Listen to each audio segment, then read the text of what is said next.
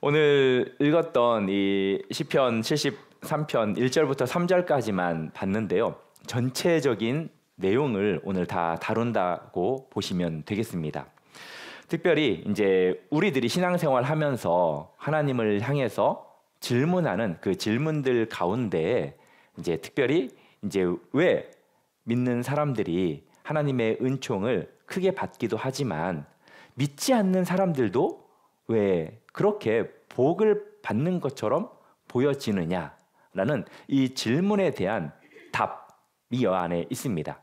그리고 이제 믿지 않는 사람들이 복 받는, 잘 사는 이러한 모습들을 보면서 가끔씩 어떤 사람들 같은 경우에는 낙심하고 또 신앙에서 멀어지는 경우들을 보는데 이제 그러한 사람들이 오늘 본문의 말씀을 통해서도 답을 찾을 수 있습니다. 우리 성도님들 같은 경우에는 그 세상 속의 부조리들, 그리고 불합리, 그리고 불공평, 이제 이러한 것들이 있다라는 사실을 잘 아시죠?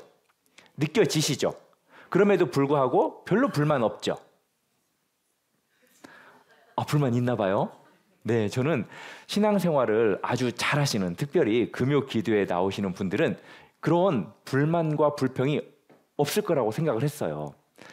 그런데 이제 믿는 이제 기도에 잘해 나온 우리들조차도 가끔씩 이 세상의 불공평, 불합리한 것들에 왜 하나님이 살아계시면 이러면 안 되는데 라는 생각을 우리도 가지기도 한다라는 것입니다. 오늘 73편을 기록한 사람은 누구냐면 아삽입니다. 아삽 같은 경우에는 성전에서 찬양을 인도하는 레위인이었어요. 그런데 하나님을 섬기는 아주 헌신적인 신앙인이었던 이 아삽이 먼저 하나님에 대해서 고백을 합니다. 그 고백의 표현이 1절에 언급이 되는데요. 하나님을 어떻게 고백하냐면 하나님은 선한 분이다 라고 고백을 해요. 그런데 그 다음 구절에서 바로 이 아삽은 자신이 거의 실족할 뻔했다, 미끄러질 뻔했다라고 고백을 합니다. 무엇이 이 신실한 그리스도인, 특별히 하나님을 찬양하는 이 신앙인을 이렇게 넘어지게 할 뻔했을까요? 다른 것이 아니라 서두에서 계속 이야기했던 악인들의 형통 때문이었어요. 이 세상의 불공평함, 그리고 불평등함, 이런 것들 때문에 지금 아삽이 거의 실족할 뻔했고 넘어질 뻔했다라는 거예요. 이러한 모습 속에 아무렇지 않은 사람들도 있지만 아무렇지 않은 게 아니라는 것을 느끼는 사람들도 상당히 많다라는 거예요.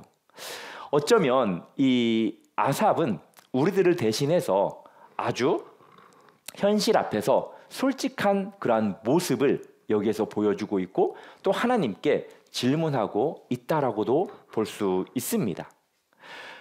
혹시 대표적인 이런 질문을 했던 성경 인물 가운데 우리 성도님들이 아는 분이 있다면 한 글자의 이름을 가진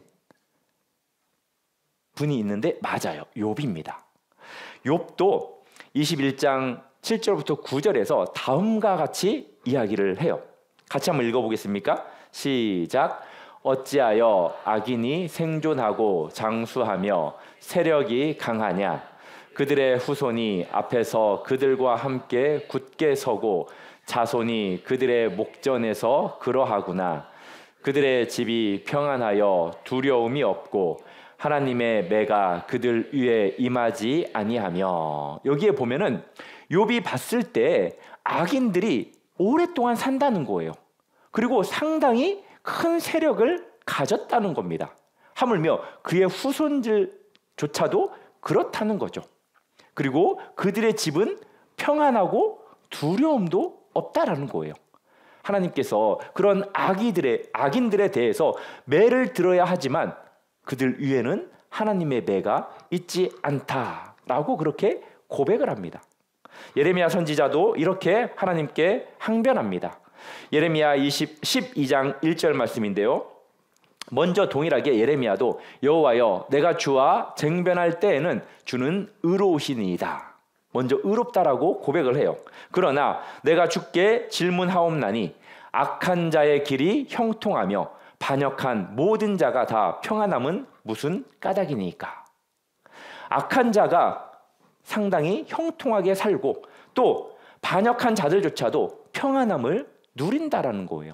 이것이 얼마나 불합리합니까? 이것을 하나님 앞에 질문합니다. 신앙이 없어서 질문한 게 아니에요. 신앙이 있지만 질문을 합니다. 어쩌면 오히려 하나님과의 깊은 관계를 유지했기 때문에 오히려 이런 질문이 나올 수 있는 것 아닌가라는 생각을 해볼 수 있습니다. 아삽은 계속해서 자신이 본 그 악인들의 구체적인 모습을 언급하는데요. 그게 4절부터 9절까지의 말씀이에요. 4절부터 9절까지 읽지는 않겠지만 우리 성도님들이 눈으로 살펴보면 어떤 내용이냐면 악인들의 삶에 고통이 없어 보인다는 거예요. 그리고 악인들의 삶이 건강해 보인다는 거예요. 재앙도 그들에게는 임하지도 않고요. 또 상당히 교만하게 살아가고 있고요. 또 강포, 즉 폭력적인 그러한 삶을 자신 있게 살아갑니다. 떳떳하게 살아가요. 그럼에도 불구하고 번영한다는 거예요. 그들은 오만하게 살아도 아무 문제 없어 보였습니다. 하늘에 대고 거만히 말하고 땅에서는 악을 행했지만 형통했다라는 거예요. 반면 아삽 자신은 어떠했습니까? 그 말씀이 13절, 14절 말씀이에요. 우리 13절, 14절 말씀 같이 한번 읽어볼까요? 시작.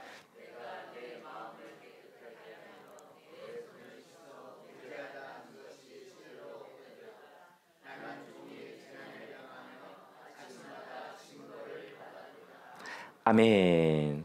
상당히 마음을 깨끗하게 정직하게 살려고 아주 많이 노력을 했다라는 겁니다. 그 결과가 뭐예요? 재앙이라는 거예요. 아침마다 징계를 받는 것처럼 느껴졌다라는 것입니다. 전혀 축복이 임하지 않았다라는 거예요. 세상적인 축복을 의미하는 거죠. 그래서 고백하는 것이 내가 헛되이 마음을 깨끗하게 하였구나. 절망적인 탄식의 모습을 보여주고 있습니다. 우리도 이런 경험들이 있을 거라고 봐요. 지금까지 이제 사회생활 하신 분들은 아마 가끔씩 이런 경험들을 했을 겁니다. 상당히 정직하게 일을 했는데 이제 고가, 평가를 할 때에는 정직하지 않았던, 이렇게 잘 뭐라 그러죠? 뒷돈을 쓰고 막 이렇게 잘 보이려고 했던 이제 그런 사람들이 승진을 하는 경우를 보게 됩니다. 제가 군대에 있을 때 저 같은 사람 때문에 진급하신 대대장님이 있었어요. 네, 그러니까 제가 어떻게 행동했다라는 게 짐작이 가시죠. 그분은 저에게 대략 1년 넘게 힘들게 했어요. 저는 그분이 저랑 동급인 줄 알았어요. 쉽게 말해서 같은 부대에 대대에 이제 같은 위치의 간부인 줄 알았어요. 제가 이제 중2 때 일이었거든요. 대대 참모로 일을 할 때 그분 때문에 너무나 많이 힘들었어요. 제가 혼날 것도 혼나고 남이 혼날 것도 그분이 어떻게든 수를 써가지고 제가 혼나고 안 혼난 적이 없었어요. 그런데 제가 이제 갑자기 중대장이 됐어요. 중대장이 왜 됐냐면은 그 대대장님이 사고 칠 것 같지 않다고 저를 사령관님한테 추천해가지고 제가 중대장이 됐어요. 중대장이 됐더니 그분이 홍시성을 가졌던 상사였어요. 월남에서 돌아온 홍상사님이셨어요. 그런데 갑자기 대대 행정과장으로 있었던 그분이 우리 중대에 근무 소대장으로 온 거예요. 하고 제가 깜짝 놀랐어요. 그래서 이제 행정과 가가지고 그 보직을 확인해 봤더니 내 밑에 소속인 거예요. 세상에. 그런데도 그분이 제정신을 못 차리는 거예요. 저를 그렇게 갈궜으면 어떻게 해야 돼요? 눈치를 봐야죠. 눈치를 안 보는 거예요. 자기의 비빌 언덕은 대대장님인 줄 알고 계속해서 대대장님한테 술을 대접하면서 물질 공세를 하면서 그렇게 세월을 보내시는 거예요. 그런데 저는 처음으로 중대장을 하다 보니까 이제 이 근무 평가를 하는 그 시점이 온 걸 처음 알았어요. 아, 이런 걸 쓰는구나라는 걸 제가 처음 알았어요. 그래가지고 이제 그분을 위해서 제가 평점을 먹이는데 마음이 어렵더라고요. 그래서 이제 그 사람도 진급을 해야 되고 처자식이 있는데 마음이 너무 어려워가지고 하나님한테 막 기도를 했어요. 이거 하나님 이거 어떻게 해야 됩니까? 이제 하나님이 주시는 좀 감동은 약간 그거죠. 긍휼히 여겨라. 그런데 제 마음은 도저히 긍휼이 안 여겨집니다. 긍휼한 마음이 안 생깁니다. 라고 해가지고 결국 수미양가 중에 제가 뭘 줬냐면 양가 양가로 다 줘버렸어요. 그래가지고 이제 그 홍상사님이 그걸 어떻게 확인을 해가지고 이제 다른 간부들한테 막 이렇게 청탁을 하는 거예요. 제발 이대위한테 가가지고 사정을 좀 해달라. 저는 그분이 저한테만 와서 내가 그동안 미안했다, 좀 이렇게 수정 좀 해줘라 라고 했으면 저는 수정해줬을 거예요. 근데 안 오는 거예요. 그래서 결국은 대대장님까지 저를 불렀어요. 광우야, 이러면 안 되지 않겠냐, 이거 좀 고쳐줘라 라고 해가지고 제가 대대장님한테 그렇게 이야기를 했어요. 목에 칼이 들어와도 저는 이건 못 고쳐줍니다. 그랬더니 야, 너 좀 또라이 같다 라고 하시면서 내가 너 같은 애 때문에 진급 케이스다 라고 이야기를 하시더라고요. 자기가 이제 이런 걸 전혀 안 하시는 분이다 보니까, 이제 믿는 분이었어요. 그분은 안 하시는 분이다 보니까 이제 그분은 이제 그냥 가만히 있었는데 이거 했던 분이 갑자기 하나님께서 이렇게 내치셔가지고 당신이 중령이 된, 그래서 대대장이 된 케이스라서 그래, 신앙인이라면 그래, 너 같은 놈도 있어야지 라고 하면서 그냥 냅두자 라고 해서 그 사람의 삶은 그 다음에 어떻게 됐는지 모르겠어요. 네. 나중에는 뭐 진급했을 수도 있고, 근데 저는 정말 미안하다는 그 한마디, 아무튼 참 그거 못해서 어려운 일 당하는 경우가 정말 많아요. 제가 나중에 이야기는 또 해드릴게요. 아무튼 이 아삽은 아주 정직하게 살았는데도 불구하고 이제 세상적인 복이 임하지 않았다라는 거죠. 우리도 그렇다는 거죠. 정직하게 살았는데, 성실하게 살았는데, 불의한 방법을 쓴 사람들이 성공을 하는 것을 볼 때 하나님, 이게 공평한 겁니까? 라는 그러한 질문이 나올 수밖에 없다라는 거예요. 또 시편 37편에 보면은 이런 내용들이 많이 있습니다. 그런데 시편 37편에 보면은 우리가 이런 사람들을 보면서 어떤 생각을 가져야 하는지, 어떤 행동을 해야 하는지에 대해서 명확하게 가르쳐주고 있는데, 시편 37편 1절 2절 말씀인데요. 우리 같이 한번 읽어볼까요? 시작. 아니 73편이 아니라 37편 있을까요? 30 없습니까? 네. 죄송하지만 좀 몇 장 넘겨가지고 우리 37편 한번 찾아볼까요?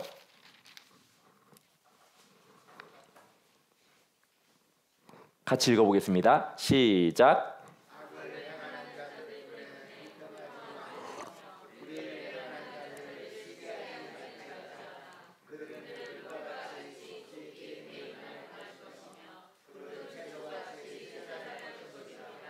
아멘. 먼저는 불평하지 말래요. 이런 사람들이 잘 되더라도 불평하지 말래요.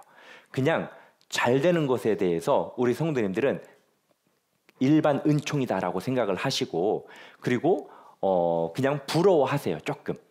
그러면서 하나님께서 나에게 은혜를 베풀어 달라고, 결국 시기하지도 말라라고 말을 합니다. 또 이제 그들의 삶은 풀과 같이 속히 배임을 당할 것이고 푸른 채소같이 쇠잔할 것이다 라고 말을 합니다. 솔직히 쉽진 않아요. 이렇게 믿어지는 게 믿기가 쉽진 않습니다. 오히려 악인은 더 크게 풀이 자라는 것 같고 더 가지가 뻗어나가는 무성하게 자라는 것처럼 보이기 때문이죠. 그렇지만 우리는 불평하지도 또 시기하지도 않기를 주님의 이름으로 축복합니다. 그리고 아삽이 이제 이러한 상황 속에서 전환점을 맞이합니다. 전환점을 맞이하는데 그게 어디에 들어갔을 때 전환점을 맞이하느냐? 성소에 들어갔을 때입니다. 16절, 17절 말씀이에요. 내가 어찌하면 이를 알까 하여 생각한즉 내게 심히 곤란하더니, 많은 고민을 했지만 답을 찾지 못했다라는 거예요. 심히 곤란하더니 하나님의 성소에 들어갈 때에야 그들의 종말을 내가 깨달았나이다. 하나님의 성소에 들어갈 때에야, 여기에 모든 문제의 답이 있다라는 거예요. 아삽은 자신의 생각으로는 이 문제를 해결할 수 없었지만 하나님 앞에 나아갈 때 그들의 종말을 깨닫게 됐다라는 거예요. 성소가 어디입니까? 하나님을 만나는 곳이죠. 바로 여기예요. 우리 성도님들이 이곳에서 오늘 답을 찾기를 주님의 이름으로 축복합니다. 하나님을 예배하는 곳, 하나님의 임재를 경험하는 곳, 하나님을 만나는 곳, 이곳에서 아삽은 크게 두 가지를 깨달아요. 첫 번째는 뭐냐? 악인의 형통은 일시적이라는 거예요. 그렇게 길지 않더라는 거예요. 하나님께서 그들을 어디에 두셨냐? 반석 위에 둔 것이 아니라 미끄러운 곳에 두었다라는 거예요. 그들을 파멸의 때가 되면 던지시고 하나님께서 때가 되면 그들을 전멸시킨다라는 것을 깨달았다라는 겁니다. 갑자기 그들에게 종말이 임한다라는 거죠. 그리고 두 번째는 영원한 관점에서 보면 진정한 가치가 세상적인 복이 아니라는 거예요. 어떠한 것이 진정한 복인지 가치인지를 발견하게 되었다라는 거죠. 예수님께서 분명히 말씀하셨습니다. 사람이 만일 온 천하를 얻고도 제 목숨을 잃으면 무엇이 유익하리요? 사람이 무엇을 주고 자기 목숨을 바꾸겠느냐? 가장 중요한 것이 무엇입니까? 세상 것이 아니라는 거예요. 악인이 아무리 이 땅에서 많은 것을 얻었다 해도 영혼을 잃는다면 그것이 무슨 의미가 있냐라는 겁니다. 그리고 반대로 악인이 의인이 이 땅에서 고난을 받아도 영원한 생명과 하나님과의 관계를 가진다면 그것이야말로 진정한 복이라는 거예요. 믿으십니까? 여기에 계신 우리 성도님들이 진정한 복을 누리시는 분이라는 것을 믿으시기를 바랍니다. 또 시편 37편은 이렇게 고백합니다. 내가 악인이 크게 세력을 떨치며 그의 본토에 선 푸른 나무 같은 것을 보았으나 그가 곧 없어졌으니 내가 찾아도 발견하지 못하였도다. 완전한 사람을 살피고 정직한 자를 볼지어다. 화평한 자에게는 미래가 있으나 범죄한 자들에게는 함께 끊어지리니 악인의 미래는 끊어질 것이나. 결국 이 아삽이 성소에서 하나님 앞에 섰을 때 이 문제를 해결하게 되었다라는 거예요. 사랑하는 성도 여러분, 우리도 어디에서 해결해야 되냐면, 문제의 답을 찾아야 되냐면 하나님의 성소, 교회에서, 예배당에서, 예배를 통해서 이 문제를 해결하기를 주님의 이름으로 축복합니다. 이곳에서 악인들의 삶은 일시적이고 또 영원한 가치가 무엇인가를 제대로 발견하시기를 바랍니다. 참된 복은 세상의 성공이 아니에요. 세상의 성공도 중요하지만 그것이 참된 복은 아니라는 것입니다. 하나님께서 말씀하시는 참된 복이 무엇이냐? 하나님과의 관계, 하나님과의 함께함이라는 것입니다. 아삽의 고백이 완전히 달라졌어요. 더 이상 악인의 형통을 부러워하지 않습니다. 오히려 하나님 자체가 자신의 최고의 복이라는 것을 그가 고백하는데 그 고백이 23절부터 25절까지입니다. 우리 본문 73편 23절부터 25절까지 같이 한번 읽어보겠습니다. 시작.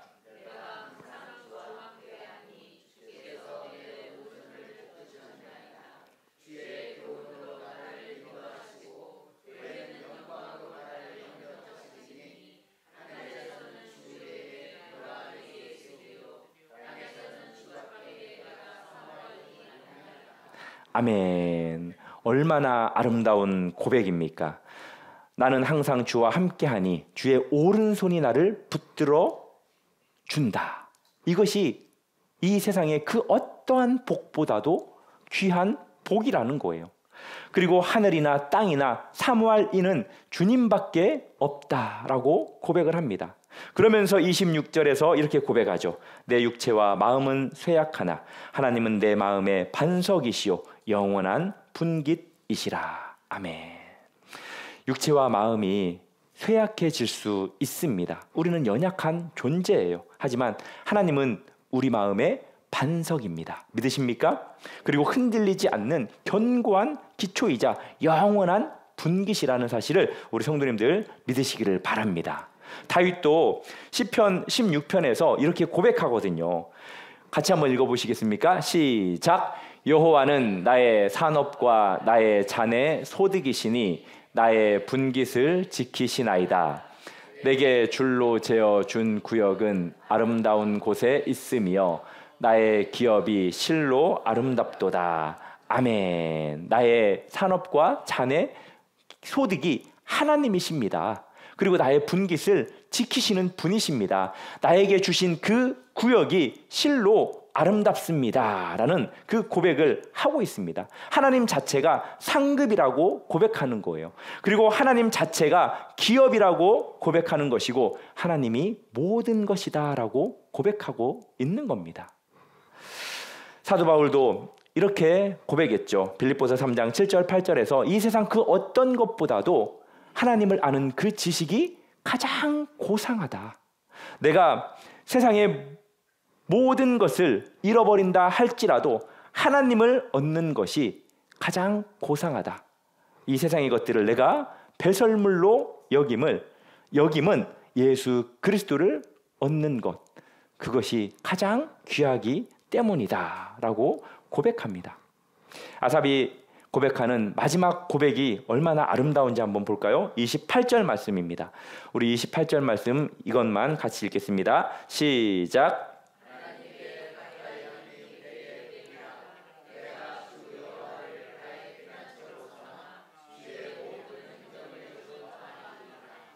아멘. 하나님을 가까이 함이 내게 복이라 라는 이 말씀이 이제 시편 73편의 결론과도 같은 말씀입니다.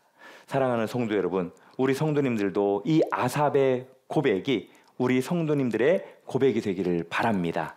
하나님께 가까이 함이 내게 복이라. 다시 한번 말씀드리지만 진정한 복은 이 세상의 많은 것들을 소유함에 있지 않습니다. 진정한 복은 하나님을 가까이 하는 것이에요. 그리고 세상에서 성공하는 것이 복이 아니라 하나님과 함께 걸어가는 것, 하나님과 함께 걷는 것, 그것이 진정한 복이라는 거예요.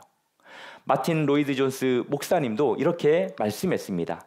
성숙한 그리스도인의 경험은 하나님의 선물이 아니라 하나님 자신을 갈망하는 것이다.